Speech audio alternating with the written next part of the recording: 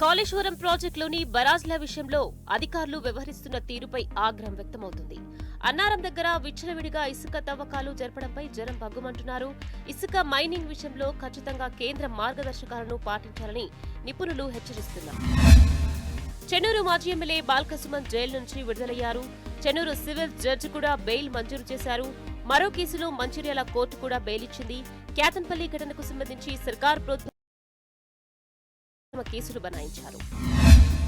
మంత్రి పొంగులేటికి చెందిన Raghava constructions company Hyderabad లోని మానసా హిల్స్ లో కొండలను మింగుతోంది.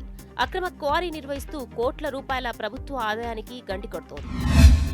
డైనీ బొగ్గు గనుల కేటాయింపుల్లో అక్రమాలపై కేంద్రం నాంచివేతపై అనేక విమర్శలు వ్యక్తమవుతున్నాయి. 30 రోజులైన బొగ్గు టెండర్లపై నిజాలు నిగ్గు తేల్చడంలో కేంద్రం విఫలమైందన్న ఆరోపణలు వినిపిస్తున్నాయి. సమ్మె నోటీసులు ఇచ్చేందుకు ఆర్టీసీ కార్మిక సంఘాల జేఏసీ సిద్ధమైంది. ఆర్టీసీ కార్మికులకు ఉద్యోగ భద్రత కల్పించాలనే ప్రధానంగా డిమాండ్ చేస్తున్నారు. ఈ నెల 13న సంస్థ యాజమాన్యానికి సమ్మె నోటీసు ఇస్తామని ప్రకటించింది. హైదరాబాద్ క్రికెట్ అసోసియేషన్లో నిధుల మళ్లింపుపై వచ్చిన వార్తలు నిజమయ్యాయి. ఒకవైపు సంబంధం లేదంటూనే హెచ్సీఏ అధ్యక్షుడు ఒప్పుకున్నాడు. మంత్రి సంస్థకు 69 కోట్ల రూపాయల బదిలీపై ప్రభుత్వ వర్గాల్లో కలకలం రేపింది. రాష్ట్రంలో మిర్చి సాగు చేసిన రైతు పరిస్థితి అగమ్యగోచరంగా మారింది.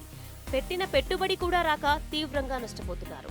మార్కెట్ ధరల పట్టికలో గరిష్ట ధరలు కనిపిస్తున్నా దళారులు మోసం చేస్తున్నారని రైతన్నలు వాపోతున్నారు.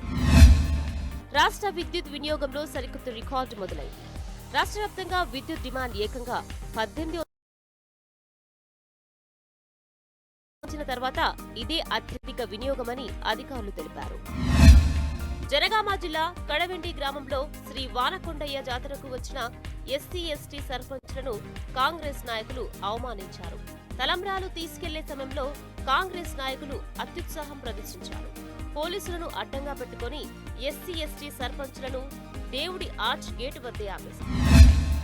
రంగారెడ్డి జిల్లా వీఎన్ఆర్ విజ్ఞాన్ జ్యోతి కాలేజీ సమీపంలో భారీ అగ్ని ప్రమాదం జరిగింది. షార్ట్ సర్క్యూట్ తో అగ్ని ప్రమాదం సంభవించింది. 50కి పైగా ఉన్న ఫర్నిచర్ షాపుల్లో మంటలు వ్యాపించి కోట్ల విలువైన ఆస్తులు దగ్ధం.